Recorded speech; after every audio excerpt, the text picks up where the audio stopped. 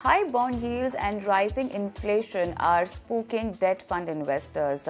Given the current volatility in the equity market, where should investors seek haven? If you are one of those who cannot track the macro environment, as there are many moving parts given the seesaw journey of crude and political issues with Russia and Ukraine, how about looking at passive funds? Let's get you a deeper understanding of passive funds, how they work, and how much return expectation should you be keeping from it. We have with us Pratik Oswal, Head of Passive Fund Business, Motilal Oswal AMC and CEO Glide Investment. Good evening, Pratik, and welcome to the show. Let's start by talking from a perspective of an investor who just thought of getting into the market and obviously scared of the volatility, but also thinks that has missed the last 2 years' return that that person could have made. Starting off your investment journey in this current scenario with a passive strategy, how does it sound to you? Yeah, thanks for having me on the show. For a new investor, I think passive funds are extremely easy. They don't have to go out there and select between the hundreds of options that you have in the marketplace. I think a lot of people, when they think about passive funds, they think about Nifty, Sensex, but actually, you can find passive funds across all categories. You have passive funds in the equities, you have passive funds in debt, in fixed income, you have passive funds in international, in gold. So I think you really, can really build an entire portfolio if you want, just by using passive funds. Coming to the investor who's coming for the first time, I think it makes sense for him or her, if they do want to go out there and build a portfolio, to maybe choose one passive fund across each category and really structure their portfolio in such a way that if they are a little bit more risk taking, they can have a larger sort of portion of the portfolio in an equity passive fund versus a debt versus gold versus international. So I think that's how I would sort of go about building the portfolio in today's time. I've always heard you advocating a diversification strategy when it also comes to passive investment. Now, having so many avenues to invest in a passive strategy really makes you reconsider or maybe think about new investment instruments in your portfolio. Talking about diversification, how should one diversify if you're just beginning your investment journey across market caps, international funds, not to forget? Do you think it's a time to diversify passively into international funds also? Yeah, so I think diversification is extremely important for all investors. and the reason why diversification is important is because today times are extremely volatile, so you really can't say which asset class does well or which does badly. So if you have your money sort of split across equity, debt, international, gold, say real estate, in form of a REIT or something, then you're not really exposed to asset specific risks. Say tomorrow the market goes down, then your portfolio obviously will stay stable because you're diversified across different asset classes. So I really believe that diversification is something that most investors should do it, and not really diversify by looking at a large cap fund and a mid cap fund. Honestly, if the market goes down, both will go down. But I think it's important to diversify across asset classes, because that's when actually diversification works really well for the investor. Sorry, could you just repeat the second question? Sure. I wanted to understand how could you diversify passively into international funds given the scenario that a lot of AMCs now, due to the limit of put by SEBI, are not able to put investors' money into the international market. So passively, how do we do it? Yes. So unfortunately, I'm also part of the AMC where we're not able to accept new flows either from lump sums or SIPs. But there are funds available. There are, I think, a handful of funds available. I think there is 2 or 3, passively managed funds. There is a couple of Nasdaq funds that are open from other AMCs. Also another S&P 50 fund which is also open. So I think there are a few options, although very limited. The industry, as a whole, is sort of waiting for new regulations to come in place. But till then, I think if investors really want to go out there and build a portfolio, there are a few options out there. But but I would recommend investors to really wait till the limits are raised before they can go out there and deploy money in international funds.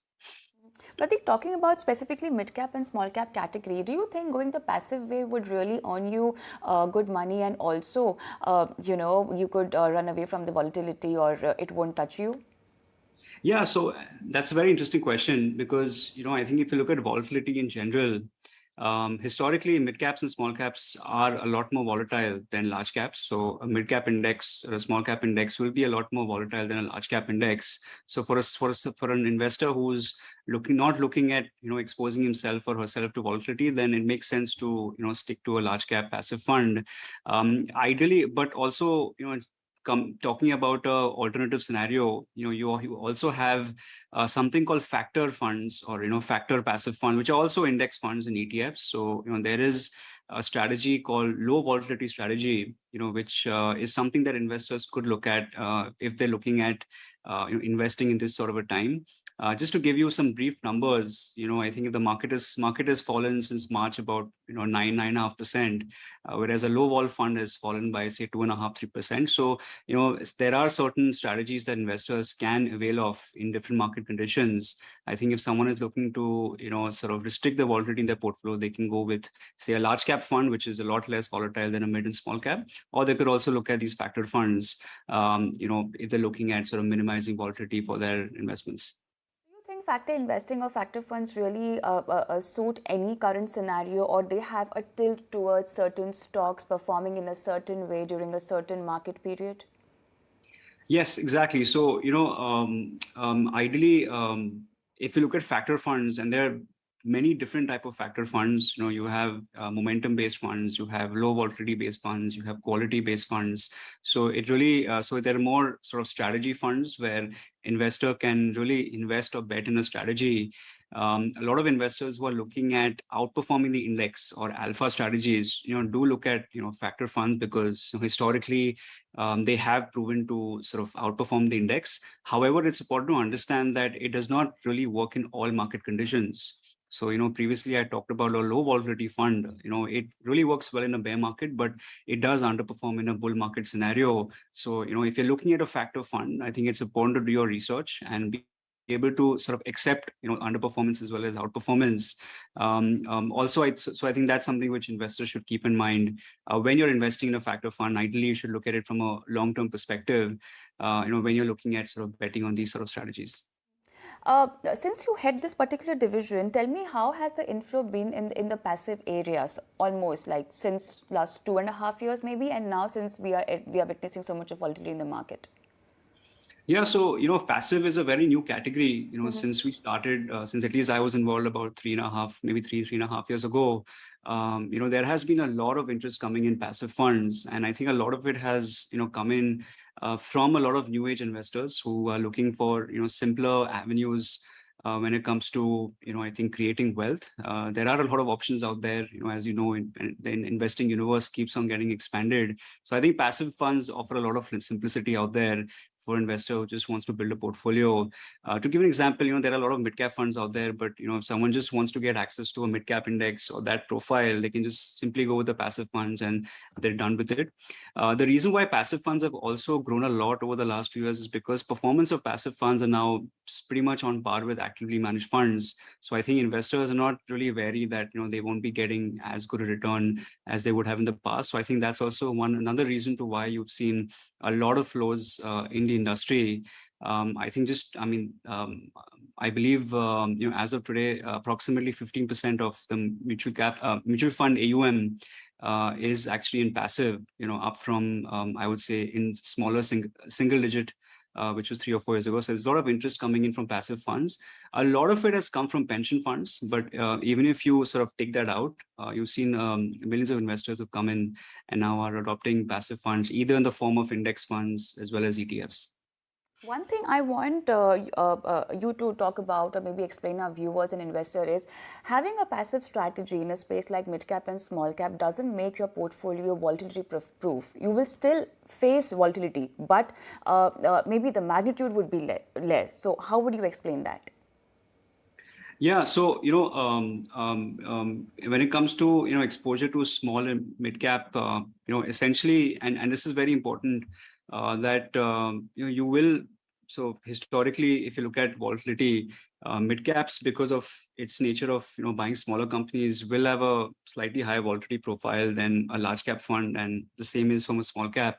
So essentially, I think if you're looking at and if you look at, say, more conservative investors, the reason why they only stick to large caps is because large caps tend to be the most stable and the least volatile in nature if you span across large, mid, and small. So I think that's why if you are looking at a mid and small cap strategy, and if you are sort of lured by the higher returns that are sort of there in terms of these strategies, then yes, they do offer slightly higher premiums, but it also comes at a cost, and the cost is volatility.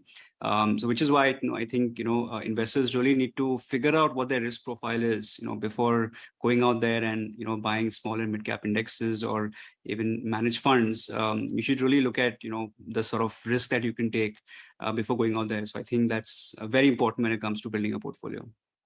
Pratik, I think active versus passive has been a debate since a very long time, and not only in India but globally, where we see the passive trend really going on too soon. But talking about investing in a passive way, going through an index fund and going through an ETF, which would give you better return and would be cost effective also, because these days I have realized, at least as per the kind of queries we get, people are also understanding what all expenses get into investing through a mutual fund. So how can we earn better? Yeah, so so obviously you have this debate about passive and active, but you also have a debate between should you invest in ETF versus an index fund, and the simple answer to that I would say is whatever is convenient to the investor, because there's pros and cons for each. And I think it really comes down to convenience of an investor. Just to break down some of the differences, ETF is a passively managed funds that's listed on the exchange. So just like you're buying a stock, you can buy a Nifty 50 ETF, on the exchange on BSE, NSE. So it's like buying a stock, but you're actually buying a fund, as opposed to an index fund, which is a more of a mutual fund format where you can set up SIPs. You don't and you obviously get the end of day value, as opposed to an ETF where you gain the live price. So I think those are some of the main differences between ETFs and index funds. The reason why, at least in India, in the US, ETFs have done really well is because there is a specific tax advantages that ETFs have in the US. So because of those tax advantages, ETFs have now become the dominant sort of way of investing. But in India, you don't have those differences. So far, it's been pretty much, I would say, 50-50. I would say that, if people are looking at something simpler, an index fund is a lot simpler, because you don't have to worry about your purchase price or your sell price. Whereas an ETF, there are instances, many instances, where you really have to be careful about the price you're paying for, as well as the price you're selling it for. Because, for example, if the ETF should be priced at, say, 10 rupees, there might be a good chance that it might be trading at 11 or 12 rupees on the exchange. So an investor has to be a little bit more careful when they're going out there and buying ETF versus buying an index fund. If you are buying an ETF, then ensure that it's called the impact cost, the price of the ETF versus what it's trading on the exchange. That has to be extremely small. But overall, if you look at net returns, they both, in my opinion, have delivered the same returns to investors. It really depends on convenience. Last question to you. Definitely, it's all about simplifying your investment, and you should have the ability to understand what kind of investment instrument you're opting for. Now, for someone who is just starting the investment journey, we talk to a lot of active fund managers, and they all say that you should bet on active funds because the Indian fund managers have the ability to generate alpha for you. Now, talking about a mixture of active and passive, what according to you should get into the passive kitty, and what according to you should get into the active kitty? Yeah, so obviously, I think I'm not denying that there is no alpha. I definitely believe in there is obviously proof where a fund manager is able to add value to the customer. But if you look and even if you look at the US, so I actually used to manage money for investors about 4 years ago, and this is in the US where passive has been there for many decades. And an average investor, what I saw, had a 50-50 split between active and passive. In India, if you look at the average portfolio, there is almost zero passive. Not many people have passive funds in their portfolios.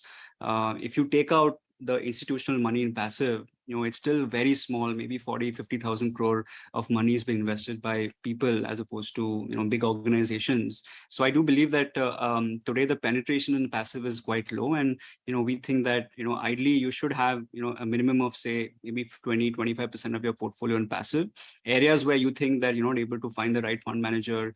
That's number one. Number two, if you're looking for, say, a specific type of a fund where you don't want to do the research or you don't have access to good advice, then a passive fund can do the job for you. So if you're looking at an international fund and you can't really decide which fund to buy, there's like 10,000 options, and a simple passive fund does the job for you, gives you that exposure.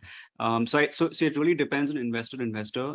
I think it makes sense to have some of your portfolio invested in passive funds, but also if you have high conviction on some portfolio manager or asset management or AMC, then yeah, it makes sense to have a combination of both.